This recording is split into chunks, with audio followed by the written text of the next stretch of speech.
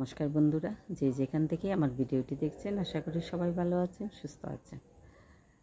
তো ঘুম থেকে উঠে দেখি যে যে যার মতো স্নান শেষ করে অঞ্জলি দেওয়ার জন্য তৈরি হচ্ছে। আর ছেলে সবার আগেই স্নান সেরে বলতেছে যে বুক দিবে মন্দিরে। তো বলতেছে যে আমি চলে যাই আগে, বুকটা নিয়ে কখন আবার পুজো শুরু হয়ে যায় টাইমটাও জানি না। আর বাসার কাছে বেশ কয়েকটা পূজা, তো ও তাড়াহুড়া করে বুকটা নিয়ে চলে গেছে। আর মেয়েরা আস্তে আস্তে তৈরি হচ্ছে, কারণ এদের তো একটু দেরি হয়। মেয়ে মানুষ বলতেই কিন্তু একটু সাজুগুজু করতে হয়, একটু সময় লাগে। তো ওরা আস্তে আস্তে সবাই তৈরি হয়ে চলে গেছে।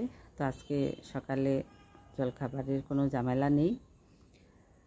তো আমি কাজের মাসিটাকে নিয়ে, তো দুপুরবেলা তো নিরামিষই খাওয়া হবে, অষ্টমী মানেই তো নিরামিষ। তো আমি আজকে ওই ছেলে বলল পাতলা খিচুড়ি করার জন্য সবজি দিয়ে আর বেগুন বড়া। তো আমি কিছু সবজি ছিল, মিষ্টি লাউ, তারপরে কচু, আলু, চিরিন্তা, আরও কী অনেক কিছু মিলে পেঁপে, সবগুলো কেটে ধুয়ে একটু আলাদা সিদ্ধ করে নিয়েছি অফ ক্যামেরায়। ডালটাও আমি আলাদা একটু সিদ্ধ করে নিয়েছি। তো যেহেতু এটা পাতলা খিচুড়ি হবে, আর নাতনিটাও বলে গেছে একটু পাতলা খিচুড়ি করার জন্য। আর সবজিটা আলাদা রান্না করলাম না, ওই যে খিচুড়ির ভিতরেই কিন্তু সবজিগুলো কেটে দিয়ে দিলাম। তো গতকাল বেগুন কিনতে পাঠিয়েছিলাম, 300 টাকা কেজি বেগুন, বড়ার যে বেগুনগুলো।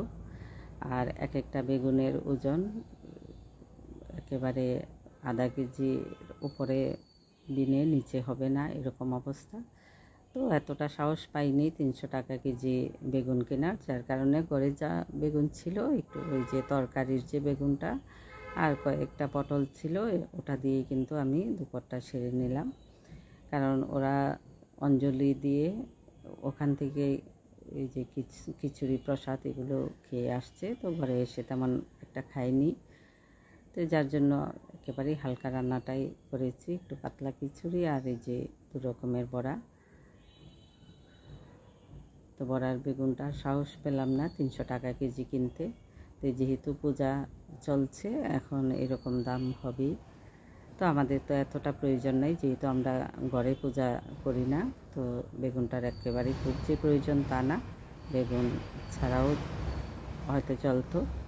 তো যেহেতু তরকারির বেগুন ছিল, ওটা দিয়েই কিন্তু আমি কয়েকটা বড়া করে ফেলছি।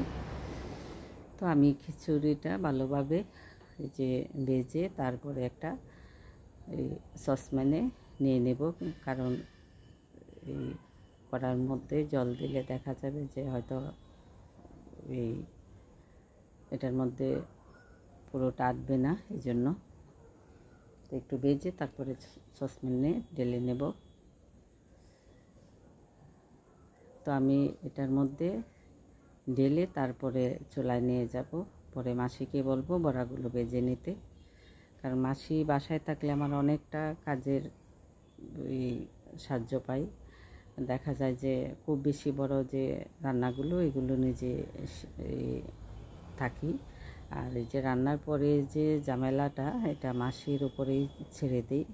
দেখা যায় যে একটা রান্না করতে গেলে যে একটা মানুষ পাশে থাকলে অনেকটা সাহায্য পাওয়া যায় তার কাছ থেকে, যেমন কোটা বাছা, তারপরে এটা এগিয়ে দেওয়া, ওটা এগিয়ে দেওয়া, রান্নার পরে যে অনেক হাঁড়ি পাতিল বেরোয় এগুলি ধোয়া, রান্নাঘর পরিষ্কার করা, অনেক কাজই থাকে।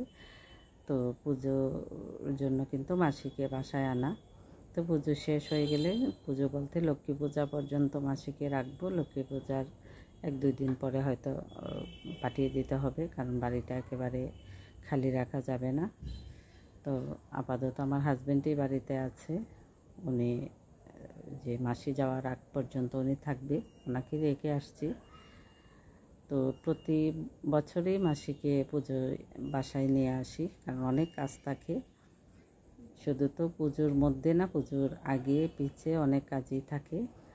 এই পরিষ্কার পরিচ্ছন্নের একটা কাজ, কাপড় চোপড় ধোয়া, ঘর দরজা পরিষ্কার করা, ঘর ঝাড়া, সব মিলেই কিন্তু মাসি থাকলে আমার এতটা কাজের চাপ থাকে না। আর মাসিকে তো মূলত বাড়িতে রাখা, কিন্তু বাড়িটা নিরাপদে থাকে। আর মাসি বা কেউ একজন বাড়িতে না থাকলে দেখা যায় যে অনেক ক্ষতি হয়ে যায় আমাদের, কারণ বাড়ি থেকেও কিন্তু আমাদের একটা আয়ের রাস্তা থাকে, যে ওখান থেকেও কিন্তু আমরা টুকিটাকি কিছু পাই, যার কারণে মাসিকে ওখানেই বেশি রাখতে হয়। তো এই যে আমি খিচুড়িটা রান্না করে মাসি কিন্তু বড়াগুলো করছে। মাসি কিন্তু আজকের বড়াগুলো হয়তো তেমন একটা ভালো হয়নি, কিন্তু খুব সুন্দর বড়া ভাজে। আমার আশেপাশে অনেকেই কিন্তু মাসির হাতে করা বড়া খুব পছন্দ করে, অনেক সুন্দর হয়। কিন্তু আজকে এই যে ওই বেগুনগুলো তেমন একটা ভালো না, বড়াগুলো তেমন একটা সুন্দর হয়নি। সব ধরনের বড়া কিন্তু ওরাতে অনেক সুন্দর হয়। যে ওই